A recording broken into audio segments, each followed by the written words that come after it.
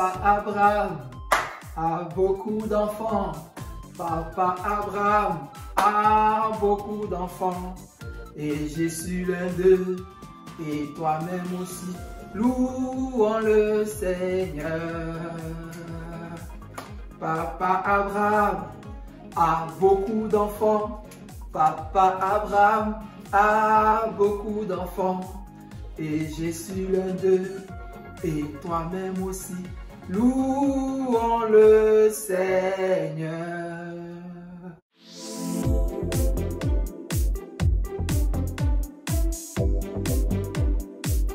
Alléluia. Que le Seigneur soit béni. Je suis tellement content de vous retrouver aujourd'hui, après quelques semaines d'absence. Nous bénissons le Seigneur pour tout ce qu'il a fait. J'aurais aimé vous retrouver à l'église. Et dans ces locaux-là, on allait ensemble jouer, on allait faire beaucoup de jeux, on allait chanter ensemble, on allait courir ensemble. Mais comme vous le savez déjà, les conditions sanitaires ne nous permettent pas de faire cela. Certains m'ont demandé, mais tonton, c'est quand? C'est quand? C'est quand? Bon, nous prions le Seigneur et je crois que notre Dieu est fidèle. D'ici là, bon, on va toujours continuer à faire ce qu'on fait là maintenant. Et je sais que vous allez être très fidèles. Par la grâce du Seigneur, on va toujours continuer de l'adorer de cette façon. Alléluia. Alors, sans plus tarder, mes chers amis, nous allons prier ensemble.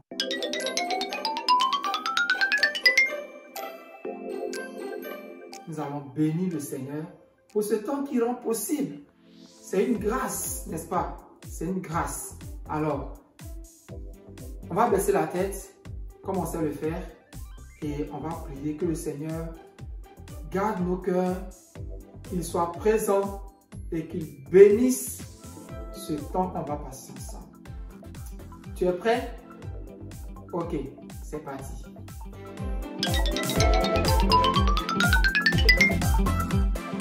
Seigneur notre Dieu Tout-Puissant, nous sommes dans la joie de nous retrouver aujourd'hui.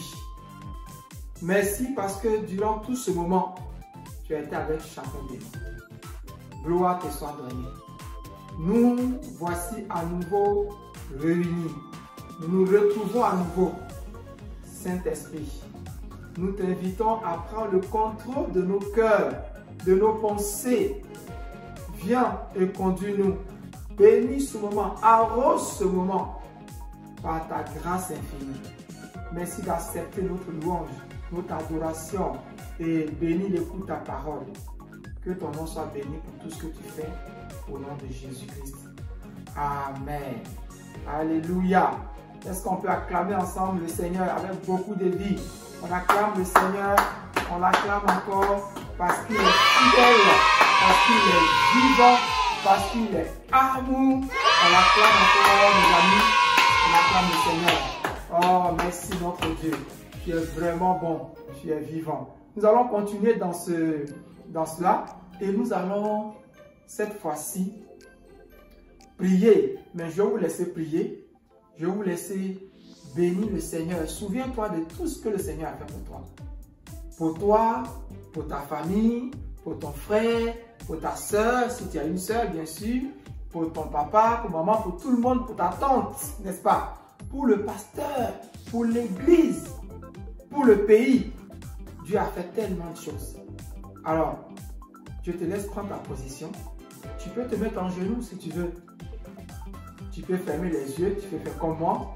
Mais je voudrais qu'ensemble, on le fasse avec un bon cœur. Alléluia. Donc, c'est parti. Je te laisse d'abord prier et après, on va prier ensemble. Merci Seigneur. Merci pour ta présence.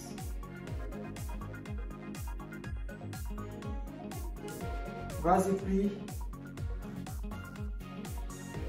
Merci Seigneur. Merci Jésus-Christ.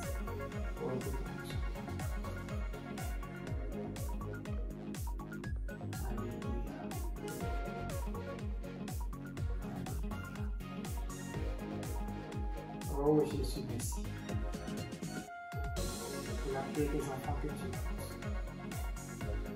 Alors nous allons prier ensemble. Tu vas dire après moi, vraiment, avec humilité, avec simplicité de cœur. Tu vas dire, Seigneur Jésus, je te remercie pour ton grand amour. Je te remercie pour mes frères, pour mes sœurs. Je te remercie pour ma famille. Parce que je sais que tu aimes ma famille. La preuve, tu nous as toujours protégés. Seigneur notre Dieu, je te bénis pour l'Église, pour le pasteur, pour tous les mamans, pour tous les papas.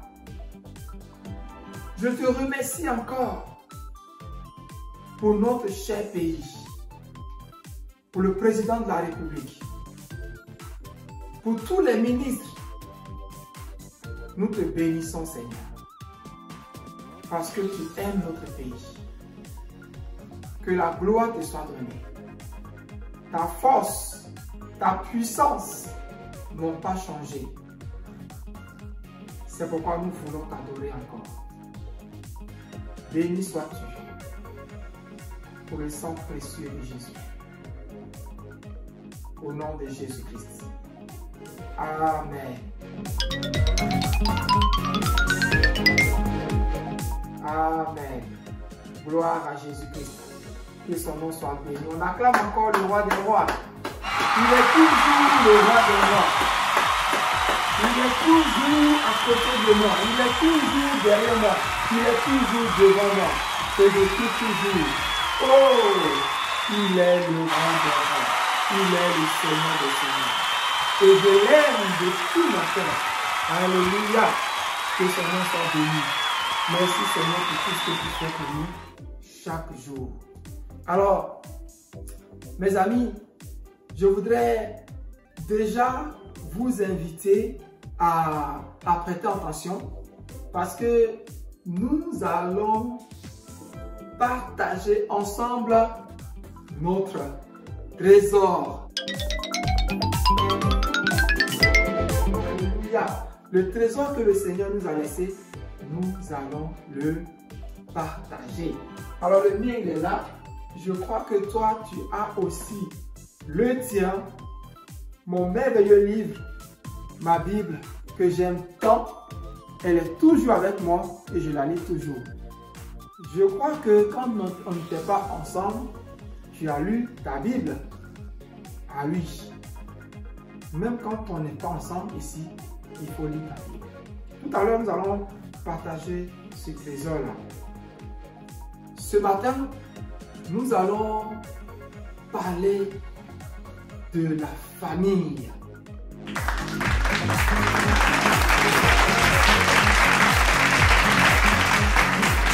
Nous allons parler de l'importance de la famille. Alléluia. Aujourd'hui, comme je disais, nous allons parler de la famille. De l'importance de la famille. Alors, je vais prendre donc mon trésor. Je t'ai pris de prendre le tien. Et nous allons lire ensemble deux passages très importants. On va prendre le livre de la Genèse. Genèse, c'est le premier livre de la Bible. On l'appelle aussi le livre du commencement. Alléluia. Parce que c'est là-bas qu'on trouve tout le commencement donc, de la vie sur la terre et plein de choses. Alors, nous allons lire Genèse chapitre 1, le verset 27. Il y a une parole là-bas qui nous intéresse. Alors, Dieu crée les humains à son image. Et ils sont vraiment à l'image de Dieu. La suite du verset dit, il les crée hommes et femmes. Donc quand Dieu a créé, il a créé un homme et il a créé une femme. Il n'a pas créé seulement un homme, mais il a créé, quand il a créé l'homme, il a aussi créé la femme. Il a créé papa et il a créé maman. Mais pourquoi? Pourquoi est-ce qu'il a créé papa? Pourquoi est-ce qu'il a créé maman? C'est ce que nous allons voir dans notre message. Très important. S'il te plaît, prête vraiment attention. On va lire un deuxième passage. Le deuxième passage se trouve toujours dans le livre de la Genèse. On va lire au chapitre 4, les versets 1 et 2. Alors c'est parti.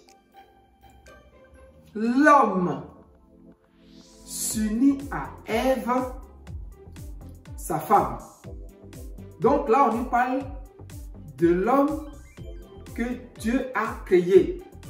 Tout à l'heure, on reviendra sur lui. Elle devint enceinte. Ah, elle est devenue enceinte et elle met au monde un fils qu'elle appelle Caïn. Puis elle dit, avec l'aide du Seigneur, j'ai donné la vie à un petit homme, à un petit garçon, si tu veux. Verset 2. Elle met aussi au monde Abel, le frère de Caïn. Alors, de qui s'agit-il? Qui est cet homme qui a fait ses enfants? Il s'agit là de ce que j'appelle la première famille. Alléluia. Il s'agit de la première famille. Cette première famille-là, c'était Adam, c'était Ève et avec leurs enfants. Voyez-vous, quand Dieu a créé l'homme, il a créé la femme. L'homme, Adam et Ève, la femme, qu'ils s'unissent et qu'ils fassent des enfants. Et que leurs enfants fassent des enfants. Et que les enfants de leurs enfants fassent des enfants. Ainsi de suite. Et la terre serait remplie d'hommes. Alors c'est à ça qu'ils ont fait. Leur premier enfant s'appelle donc, il s'appelle Caïn, n'est-ce pas? Et ils ont encore fait un autre enfant. Et cet autre enfant-là, c'est lui que vous voyez que Ève tient dans ses bras. Il s'appelle Abel. Alléluia. C'était la première famille sur la terre. Alors donc, comme vous le voyez, dans une famille, il y a un papa, ici qui est Adam, et il y a une maman, et il y a aussi des enfants. Et après, ils se sont multipliés, il y a eu des enfants, il y a eu des enfants. Et après donc, il y a eu donc des papis. Comme vous voyez sur cette image, là, c'est le papi. De l'autre côté, c'est la mamie. Le papi et la mamie, ils ont mis au monde donc leurs enfants et leurs enfants ont eu des enfants. Est-ce que vous voyez? Qui a ici une mamie? Ou qui a une papy? Un papi, pardon. Bon, moi personnellement, je n'ai plus de mamie, je n'ai plus de papy. Pourquoi? Parce que bon, malheureusement, ils sont décédés. Donc le Seigneur les a rappelés à lui. Donc c'est comme ça. C'est comme ça que Dieu fait les familles. Il fait les familles. Et souvent, dans une famille, il peut y avoir 5 personnes. Il peut y avoir 6 personnes. Il peut y avoir plus de 10 personnes dans une famille. Alléluia. Et la famille peut s'agrandir. Ton cousin fait partie de ta famille. Ta tante aussi fait partie de ta famille. Et dans la Bible, il y a eu beaucoup de familles. Vous vous souvenez de l'histoire de Noé? Noé avait fait un grand bateau. Il avait invité les gens à venir dans son bateau parce qu'il devait pleuvoir, mais ils n'ont pas voulu. Et il est parti donc dans le bateau avec sa famille. Son épouse, sa femme, leurs 3 enfants, et puis les femmes, la femme de chacun de leurs enfants. Ils étaient 8. Ça, c'est une famille. Alléluia. Je ne sais pas combien vous êtes dans votre famille. Peut-être que tu es la grande sœur, ou peut-être que maman attend un enfant qui va être peut-être ton petit frère ou ta petite sœur. Mais ce que je voulais nous faire comprendre, c'est que Dieu, c'est Dieu qui a voulu que tu sois dans une famille. Et je veux que tu retiennes ça, c'est très important. C'est Dieu qui a voulu que tu sois dans une famille. Pourquoi Dieu a voulu que tu sois dans une famille? Justement, Dieu sait que tu as besoin d'être protégé. Tu as besoin d'être nourri. Tu as besoin d'amour. C'est pourquoi Dieu t'a mis dans cette famille. Je sais que dans certaines familles, papa n'est pas là. Papa est parti depuis longtemps. Et ça fait un peu de... c'est pas vraiment facile. Mais ce n'est pas pour autant que le Seigneur a abandonné ta famille. Le Seigneur est présent dans ta famille. Et si tu as des choses dans le cœur contre papa qui est parti, ce matin, je veux t'encourager à pardonner à papa. Pourquoi? Parce que même si papa n'est pas là, il est très important. De même que maman est importante, de même aussi, papa est aussi important. Il faut dire au Seigneur, donne-moi d'aimer mon papa. Donne-moi d'aimer mon papa. Même quand il n'est pas là, donne-moi de l'aimer. Et tu vas voir, le Seigneur va te remplir de sa paix, de sa grâce. La famille, comme je disais, elle est importante. Elle est importante. C'est maman qui t'accompagne à l'école. C'est la famille, papa et maman, qui t'aident en achetant à manger chaque jour pour toi. Ce sont eux encore qui vont t'aider à faire tes devoirs de classe. Ce sont eux qui prient pour toi. Donc tout ça, ça permet de comprendre l'importance de la famille. Imagine si maman n'est pas là. Comment tu vas faire? Peut-être que tu vas pleurer, tu vas te lamenter, mais tu vois, tu serais en difficulté. C'est pourquoi il faut aimer tes parents. Il faut aimer sa femme. Il faut aimer sa famille. Et comme je dis, la famille, ce n'est pas que papa et maman. La famille, c'est ta petite soeur aussi, si tu as une petite soeur.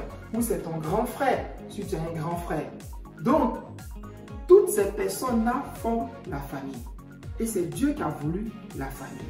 C'est pourquoi tu dois aimer tous ceux qui sont dans ta famille. Même si ton grand frère fait des bêtises, même si ta petite soeur fait ce qu'elle a envie de faire, tu dois la serrer d'amour dans ton cœur. Ne dis pas, ah, elle dérange toutes les choses dans la maison et c'est à elle qu'on achète des cadeaux. Non, il faut aimer la famille. Il faut aimer ta petite sœur. C'est très important. Alléluia. C'est important. De même que eux nous aiment, de même nous devons les aimer. Tu vois, chaque famille viens à l'école. Et il y a la paix, il y a la joie dans le cœur des enfants. Pourquoi? Parce qu'ils se sentent bien dans leur famille. Parce que les parents ont tout fait pour eux. Toi aussi, tu dois aimer ta famille. Tu dois accepter tes parents. Même si ton papa n'a pas de voiture, ou s'il n'a pas ci, ou s'il n'a pas ça, tu dois l'aimer. Tu dois faire en sorte à ce que la famille soit unie. Comment tu vas faire? Tu dois prier pour ta famille. Tu dois toujours prier pour papa et pour maman. Alléluia. Alléluia. N'oublie pas aussi que tu fais partie d'une autre grande famille qui est la famille de Dieu. La famille de Dieu, c'est quoi? La famille de Dieu, c'est tous ceux-là qui sont dans le Seigneur. Tous tes frères en Christ, toutes tes sœurs en Christ, à l'école du dimanche, nous formons une famille. Et nous devons nous aimer les uns des autres. Dieu dit dans sa parole qu'il est le Père des orphelins.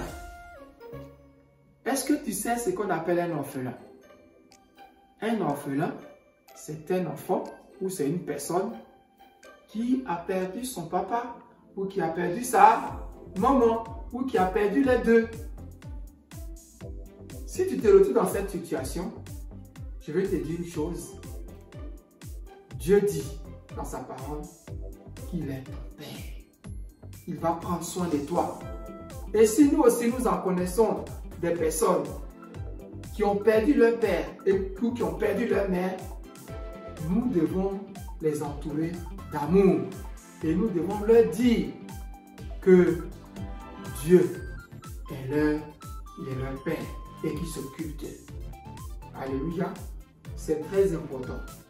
Nous devons servir le Seigneur. Toute la famille que nous constituons doit servir le Seigneur. Il y a un homme dans la Bible qui a dit, je parle de Josué. Josué a dit, moi et ma maison, moi et ma famille, nous servirons le Seigneur. Alors, je veux nous encourager ce matin, ensemble dans la famille, à servir le Seigneur, à aimer le Seigneur, à aimer le Seigneur. Si tu crois, tu vas voir, ta famille aussi va croire. Si tu donnes ta vie au Seigneur, tu aimes le Seigneur. Si tes parents ne sont pas encore dans le Seigneur va faire en sorte à ce que eux aussi, ils deviennent chrétiens. Donc, je veux nous encourager, nous dire que la famille que nous formons à la maison, elle est très importante. Nous devons faire en sorte à ce que cette famille-là soit soudée. Elle soit soudée. Que cette famille puisse continuer d'aimer le Seigneur. Ne baissons pas les bras. Aime toujours ta maman. Il faut lui faire des câlins. Il faut faire des câlins à ton père. Et c'est comme ça que Dieu va te bénir. Il va te bénir. Il va te bénir chaque jour. Alléluia. Que le nom du Seigneur soit béni. Qu'il soit béni pour ce message qu'on a écouté. Et n'oublie pas une chose, c'est l'importance de la famille. La famille est très importante. Il faut aimer la famille. Il faut aimer la famille qui est l'église également. Il faut honorer ton père. Il faut avoir du respect pour ta mère. Du respect et pour tes frères et sœurs. Et que la paix de Dieu soit dans ta famille.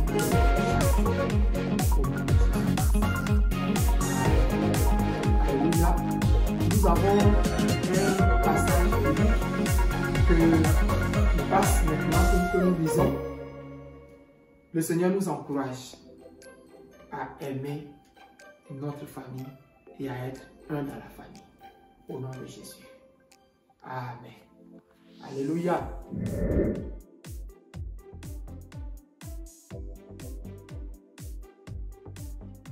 Alléluia. Nous allons prier. Et nous allons demander au Seigneur de nous donner d'aimer davantage notre famille. D'aimer notre famille et de rester ensemble tous les jours. Prions ensemble. Seigneur, je te bénis pour notre famille, pour la famille que nous constituons ici, pour la famille que ma fille constitue, que les parents de l'église constituent. Chacun de nous a une famille. Nous voulons te prier, Seigneur, que ta grâce repose sur nos familles. Même si il y a des mésententes dans la famille, Seigneur, nous prions que dans ta grâce, ta paix soit dans nos familles. Réconcilie les familles qui ne sont plus ensemble. Nous prions que tu les mettes ensemble. Et que ta joie soit dans les familles. Protège nos familles. Et que le sang de Jésus-Christ soit le partage de chaque famille. Au nom de Jésus. Amen. Alléluia. Que le nom du Seigneur soit béni. Merci en tout cas pour ce que vous avez prêté attention à ce que le Seigneur voulait nous dire aujourd'hui au sujet de la famille. Tu as une famille, j'ai une famille, chacun de nous a une famille. Nous devons comprendre que la famille est importante et nous devons être soudés les uns les autres. Alléluia. Que le Seigneur soit béni. Donc voilà un peu le message que le Seigneur nous a mis à cœur. Veuillez l'écouter, le réécouter. Et puis on se dit déjà à dimanche prochain pour un autre message.